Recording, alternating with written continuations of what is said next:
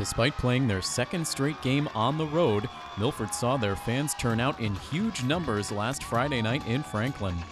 Milford was looking to build on their dramatic Week 1 victory, while the Panthers were looking to break through on the scoreboard for the first time in 2015 after suffering a shutout loss in their season debut. Milford won the opening coin toss but elected to defer to the second half, so the Panthers would get the ball first, looking to get their sputtering offense on track. But the Milford defense didn't allow Franklin to get anything going on that opening drive, forcing a quick 3-and-out. Milford would start to get momentum going in their favor just a few plays into their first drive, courtesy of this terrific catch by junior Jack Capoletti that brought the Hawks inside Panther territory. A couple of solid runs by Jack DeSantis and a tough sideline grab by captain Leo Maranta would set up Milford with 1st and goal. 2 plays later, Lanzetta would toss one up in the back corner of the end zone for the big junior Blake Hill, who would reel it in one-handed for the touchdown, giving the Scarlet Hawks an early lead. That lead would not last long, however. On the first play of the ensuing Franklin possession, junior quarterback Brad Jaros would hit receiver Luke Gordon with this 38-yard pass into Milford territory. After a short gain brought up 2nd down, Franklin would come up with another big play, this time on the ground, as junior Jacob Walawaki would bounce to the outside on the carry and make his way down the far sideline to the end zone. A 31-yard touchdown run for Walawaki to answer right back and tie the game up at 7. After a Milford punt, the 5'8", 160-pound Walawaki would continue to find a way to elude Milford tackles, bringing the Panthers deep down the field and eventually setting up 1st and goal. But the Scarlet Hawks defense would tighten up at the goal line, forcing Franklin into a 4th down situation where they would opt for the 19-yard field goal try.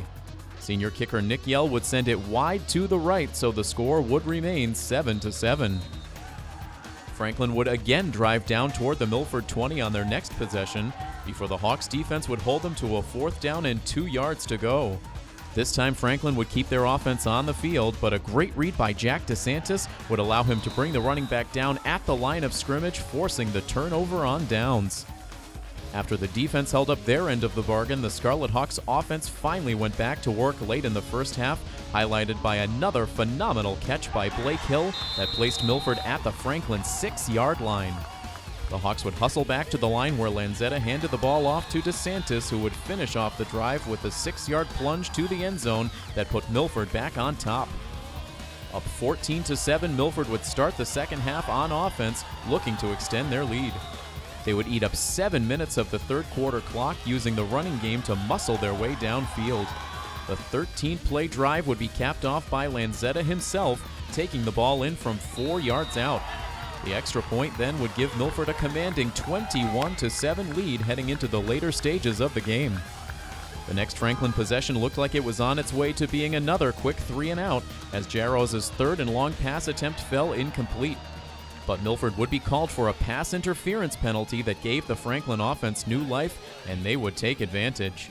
Jaros would look to connect with his big receiving target Will O'Reilly downfield, and O'Reilly would make this nifty one-handed catch, taking the ball inside the Milford 20.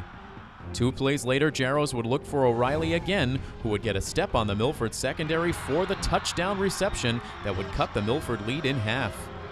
Milford failed to record a 1st down on their next possession, handing the ball right back to the Panthers. With 8 minutes and 14 seconds to go in the 4th quarter, it was the quarterback Brad Jaros who would scramble up the middle, taking the ball 16 yards to pay dirt. 14 unanswered points for Franklin would send the game into the final minutes, all tied up at 21.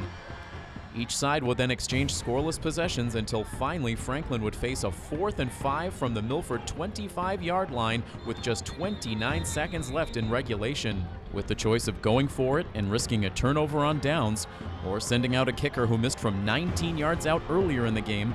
Coach Brad Sidwell showed confidence in Nick Yell, placing the fate of the game in the hands of the senior kicker. It would prove to be sweet redemption for Yell, who would drill the kick through the uprights from 42 yards out to give Franklin the lead with 22 seconds to go. Milford was unable to get the ball downfield in the final seconds, and so for the 2nd week in a row, Milford's game comes down to a deciding field goal. This time it was the Franklin Panthers who would manage the come-from-behind victory, winning this game by a final score of 24-21.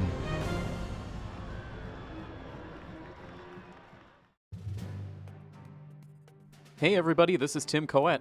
Make sure you check out full episodes of The Milford Informer on Milford TV. New episodes air every Friday night at 7:30 p.m. and then re-air frequently over the course of the weekend. Milford TV can be found on Comcast Channel 8 and Verizon Channel 38. And if you live in the Milford area and have an idea for a news story, you can contact us at news@milfordtv.net.